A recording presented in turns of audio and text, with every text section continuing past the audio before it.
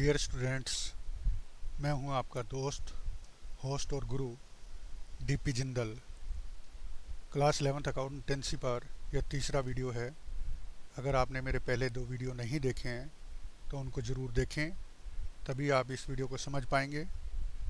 अगर आपने मेरे चैनल को लाइक और सब्सक्राइब नहीं किया है तो लाइक और सब्सक्राइब करें, और हाँ, बेल आइकन के बटन को दबाना मत भूलना, जिससे मेरे अगले वीडियो की जानकारी सबसे पहले आपको मिलेगी। तो चलिए चलते हैं लेसन 3 पर। आज मैं आपको बताऊंगा कि जर्नल से लेजर में पोस्टिंग कैसे करते हैं।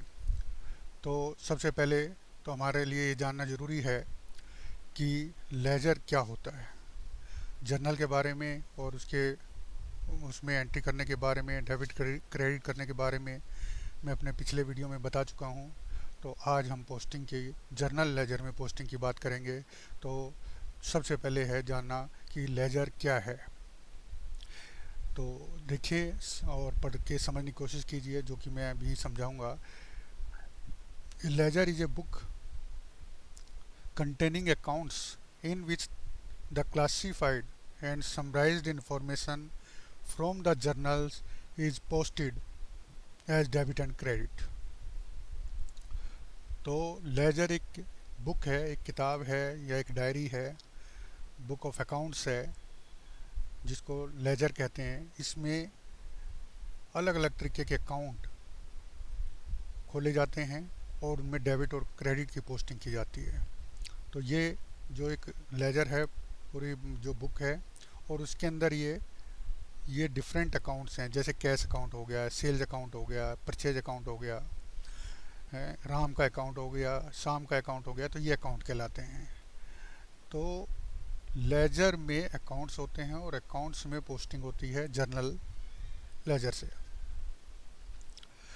तो the ledger contains the information that is required to prepare financial statement. तो इस लेजर में अकाउंट्स होते हैं जिनमें डेबिट क्रेडिट की एंट्री होती है, और उन्हीं के बेस पर फाइनल अकाउंट्स बनते हैं, फाइनल स्टेटमेंट बनती हैं, और तभी हमें प्रॉफिट लॉस और कंपनी का क्या स्टेटस है, क्या स्टैंड है, उसके बारे में जानकारी मिलती है। It includes accounts for assets, liabilities, owners equity, revenues and expenses. ये टाइप ऑफ अकाउंट्स हैं जो मैं अपने पुराने वीडियो में आपको बता चुका हूँ कि एसेट्स क्या होते हैं, लायबिलिटीज़ क्या होती है, ओनर्स इक्विटी क्या होती है, रेवेन्यू एंड एक्सपेंसेस क्या होते हैं। तो ये इन्हीं चार क्लासेस में अकाउंट्स को बांटा गया है: assets, liability, owners equity, revenue and expenses. तो ये ओनर्स इक्विटी तो लायबिलिटी में ही आ जाती है, इसलिए चार अकाउंट्स में इनको बांटा गया है। तो चलिए, मैं पिछले अपने वीडियो में जो हमारी जर्नल एंट्री थी उसको लेजर में कैसे पोस्ट करते हैं उसको मैं आपको एक एक करके समझाऊंगा। देखिए ये बुक, और इसमें, हाँ, अभी मैंने ये बताया कि ये कैश अकाउंट है, और साथ में मैंने ये बताया कि लेजर फोलियो, ये लेजर फोलियो है। नंबर जो इसमें पेज नंबर डले होते हैं लेजर फोलियो कहलाते हैं, और इनको हमने मार्क करना होता है जर्नल में, जहाँ से हम ये एंट्री यहाँ पर पोस्ट करते हैं।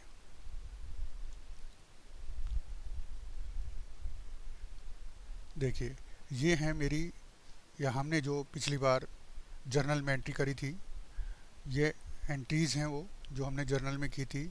ये उसकी डेट्स हैं, और ये उसकी अब की जो पोस्टिंग है, जो अकाउंट्स में पोस्टिंग करनी है, वो यहाँ पर दिखाई गई है। तो समझते हैं इसको। और मैं आपको और बता दूं कि मैंने इस लेजर फोलियो के लिए सीरियल नंबर डाल दिए हैं। ये 10 अकाउंटिंग एंट्रीज हैं, और उनको मैंने सीरियल नंबर डाल दिया। उसको लेजर फोलियो की जगह सीरियल नंबर मैंने ये डाल दिए हैं अकाउंट के, ये एंट्रीज़ के, और इन्हीं के हिसाब से यहाँ पर फोलियो जो है इसमें इन्हीं एंट्रीज नंबर को डाल दिया है, जिससे कि आपको समझने में आसानी हो। तो ये तो हमने जर्नल और ये लेजर के अकाउंट्स दिखाए हैं।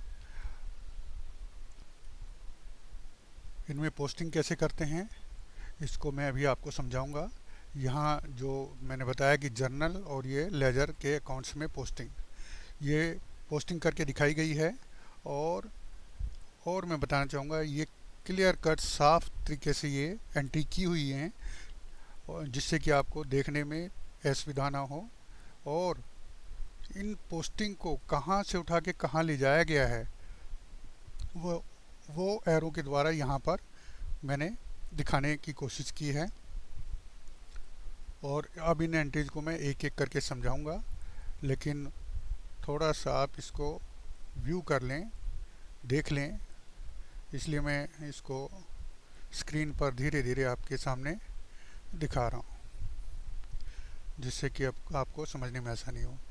ये ऊपर भी वही चीज़ है और नीचे भी ये वही चीज़ है। यहाँ एरो से इसको मार्क किया गया है, जिससे कि कुछ पढ़ने में दिक्कत हो सकती है, इसलिए दूसरा पेज भी मैंने इसको समझने के लिए, सही तरीके से पढ़ने के लिए साफ सुथरा यहाँ पर रखा हुआ है। तो ये पेज आप देख लें।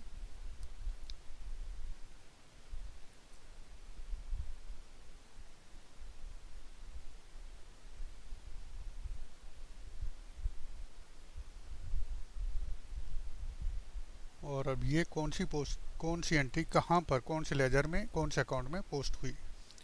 तो देखिए, cash account debit to capital account. तो ये कैश का अकाउंट है, इसके डेबिट साइड में हमने एंट्री करनी है कि कैपिटल से पैसा आया, यानी कि जो ओनर है उसका पैसा कैश रिसीव हुआ। तो ये कैश अकाउंट, एक कैश अकाउंट बनेगा, लेजर में अकाउंट बनेगा कैश नाम से, कैश अकाउंट। और इसके डेबिट साइड में यहाँ पर हमने एंट्री की है, देखिए ये एरो मार्क से यहाँ पर लेके आए टू कैपिटल, यहाँ पर लिखा गया टू कैपिटल और ये लिख दिया गया अमाउंट।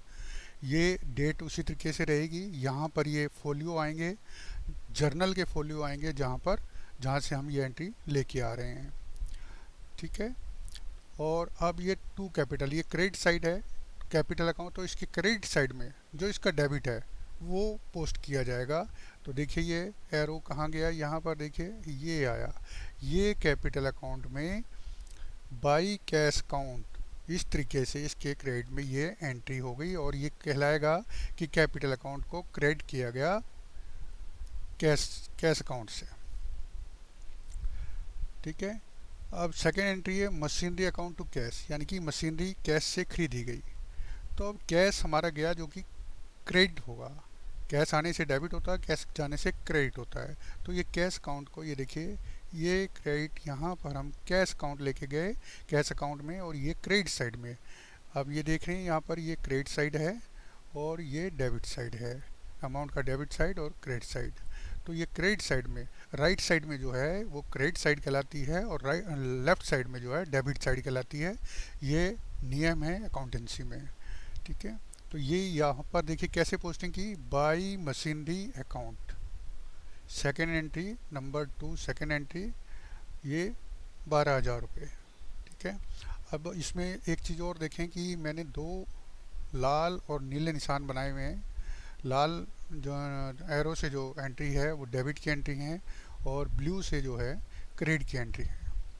तो मशीनरी अकाउंट और कैश अकाउंट में मैंने बता दिया। ये देखिए मशीनरी अकाउंट कहाँ पर जाके हमारे पास, ये मशीनरी अकाउंट देखिए, ये एरो गया, ये एरो गया, एरो गया, यहाँ पर आके machinery account debit to cash account. तो ये मशीनरी अकाउंट हो गया, इसको डेबिट किया टू कैश अकाउंट, इस तरीके से लिखने की परंपरा है, टू कैश अकाउंट, ठीक है।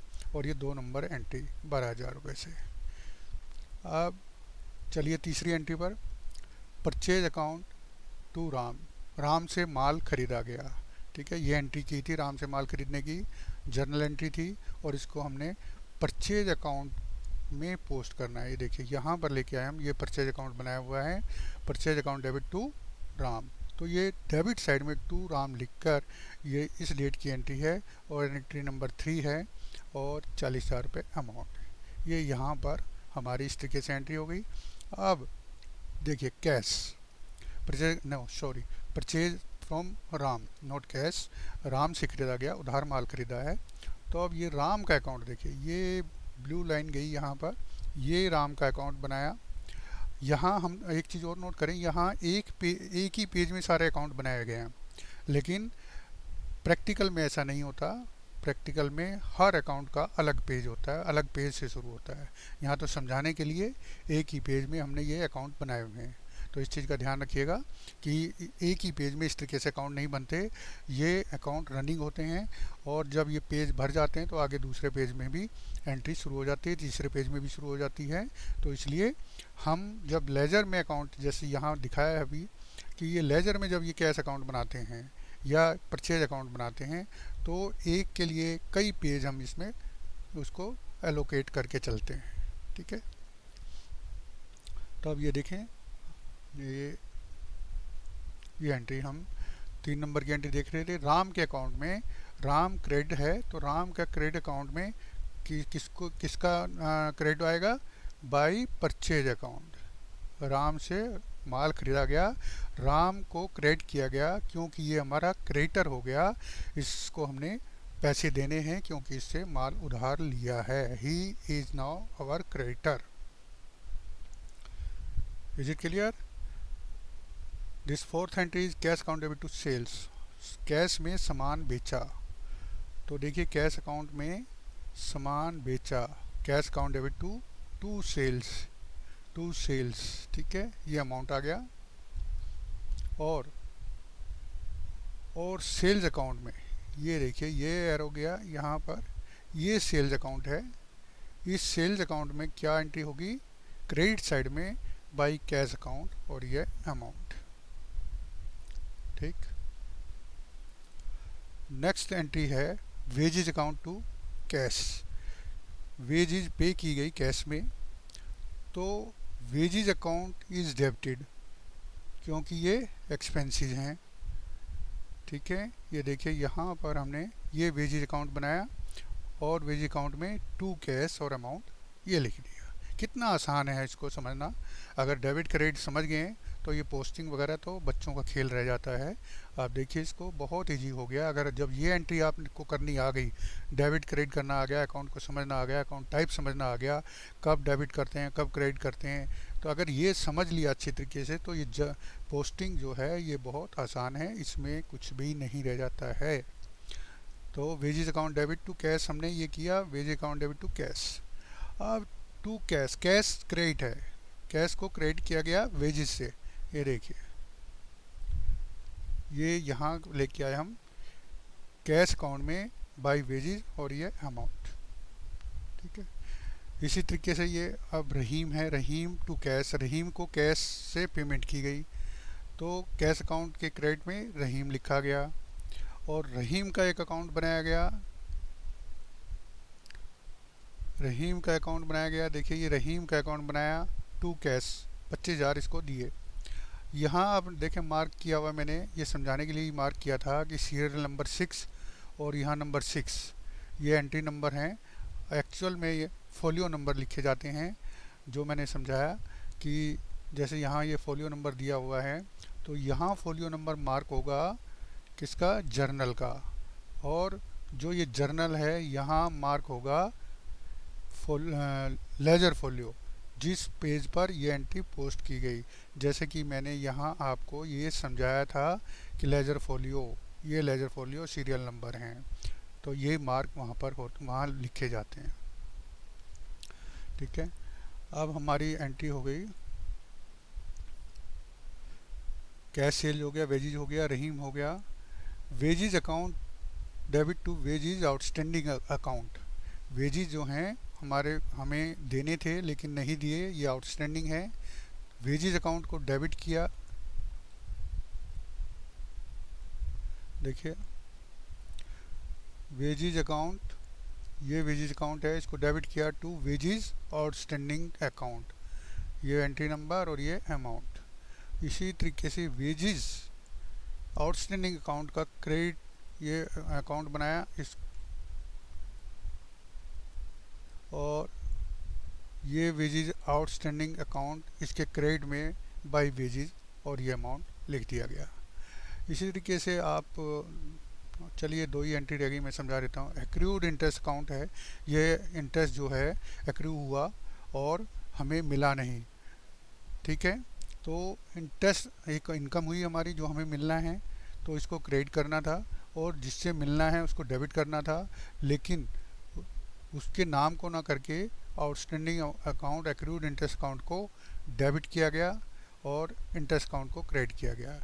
ये देखिए, ये एक्रूड इंटरेस्ट अकाउंट ये यहाँ पर बनाया और टू इंटरेस्ट अकाउंट इसमें ये अमाउंट लिख दिया। इसी तरीके से अब इंटरेस्ट अकाउंट क्रेडिट है तो इसके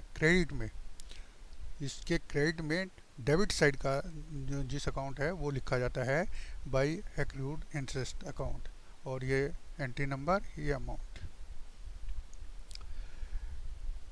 अब नेक्स्ट एंट्री है bank account debit to cash. Bank में पैसे जमा कराए गए तो बैंक कीजिए रिसीवर, तो बैंक को डेबिट किया गया। ये देखिए, bank account debit to cash, और कैश हमारे यहाँ से गया। ये देखिए, ये कैश गया तो इसको क्रेडिट किया गया, यहाँ लिखा बाय बैंक अकाउंट। ठीक है। अब इसी तरीके से ड्राइंग अकाउंट, जो मालिक ने पैसा अपने खर्चे के लिए निकाला उसको नाम से ना डेबिट करके ड्राइंग अकाउंट के नाम से डेबिट करते हैं, तो वो लेने वाला है he is taker, he is so this account his account is debited and cash is gonna out, so cash is credited. तो ये देखिए, कैश क्रेडिट। अब जो इसमें ये पोस्टिंग और ये करना तो अब बड़ा आसान हो गया, लेकिन एक जो मेन डिफरेंस है वो आप समझने की कोशिश कीजिए। ये जो एंट्री की, इनसे हमें कोई लाभ नहीं हो रहा, सिर्फ इसमें ये असिस्ट करते हैं कि हम यहाँ पोस्टिंग कर पाएँ। इसका और कोई इसका इम्पोर्टेंस नहीं है। अब आप देखें कि इम्पोर्टेंस लेजर की और अकाउंट्स की कैसे बनी। अब कैश अकाउंट की पिक्चर आपके सामने बिल्कुल क्लियर है कि हमारे पास इतना पैसा आया और एक ये आया और इतना इतना पैसा गया। ठीक है। अब हमारे पास यहाँ बैलेंस कितना है, ये अगर टोटल करेंगे तो इसमें से ये घटाएंगे तो टोटल आपको पता लग जाएगा कि हमारे पास कितना पैसा होना चाहिए। ठीक है, बैलेंस कितना होना चाहिए। ठीक है, तो ये पिक्चर क्लियर हो गई। इसी तरीके से हमारे पास कि भाई हमारी देनदारी उसकी तरफ कितनी है, मालिक का कितना पैसा लगा हुआ है, हमारी सेल कितनी हुई है, हमारे क्रेडिटर हमने देना कितना है, देनदारी कितनी है दूसरे लोगों के प्रति, राम को इतना पैसा देना है। और एक्रूड इंटरेस्ट अकाउंट है कि ये इंटरेस्ट जो है इनसे लेना है हमने। ठीक है, तो ये तो लिखा जाता है कि भाई जिससे भी लेना होता है, यहाँ नरेशन में लिखा जाता है। ठीक है। इसी तरीके से इंटरेस्ट अकाउंट कि भाई हमारे पास इंटरेस्ट से कितनी अर्निंग हुई, और ये जो है इसको पैसा दिया गया, क्यों दिया गया, क्योंकि इससे कोई लेन देन हुआ, सामान लिया होगा। ये तो एक डमी एंट्रीज हैं, इसलिए बिल्कुल क्लियर इस चीज़ को नहीं कर सकते, लेकिन ये मान के चलें कि रहीम से हम सामान लेते रहे होंगे और उसको पेमेंट की है, तो रहीम अकाउंट डेबिट टू कैश। इसी तरीके से वेजेज अकाउंट एक खर्चा है, खर्चे को डेबिट किया जाता है, कैश में गया तो कैश को किया, और आउटस्टैंडिंग है तो आउटस्टैंडिंग के नाम लिखा गया, और जिससे कि ये, क्योंकि आउटस्टैंडिंग जो है देनदारी है और ये हमारी क्रेडिट में जाती है, क्रेडिट किया जाता है। ठीक है, इसीलिए ये इसका अकाउंट ये जो है ये क्रेडिट किया गया होगा। देखिए ये है, ये क्रेडिट है, एक इसको क्रेडिट किया गया 15,000 रुपये से। ठीक है, तो ये सारी एंट्री आपको क्लियर हो गई, और ये समझ में आ गया कि अकाउंट्स में पोस्टिंग करने का क्या लाभ है। अब ये तो बहुत सारी एंट्री बिजनेस में होती हैं, ये तो कुछ ही एंट्री आपको समझाने के लिए बताई गई हैं। जब ये लार्ज वॉल्यूम ऑफ एंट्रीज होती हैं तो याद रखना भी मुश्किल होता है, कोई कंक्लूजन निकालना भी मुश्किल होता है जब तक कि इनको प्रॉपर ढंग से अरेंज करके ना लिखा जाए। तो अब यहाँ हमारे पास क्लियर हो गया कि कैश हमारे पास इतना होना चाहिए, मालिक का इतना पैसा लगा हुआ है, सेल्स हमारी इतनी हुई है, हमने इतने का माल खरीदा, इतना पैसा एंड इंटरेस्ट का हमने लेना है। तो ये बहुत ही पिक्चर क्लियर हो जाती है, और इसलिए ही ये अकाउंट्स रखे जाते हैं, और इनको तरीके से रखने के नाम को ही अकाउंटेंसी कहते हैं। तो दोस्तों, मुझे आशा है कि आपको ये वीडियो पसंद आई होगी, और आप मेरे साथ बने रहिए, मैं और भी वीडियो पेश करता रहूँगा।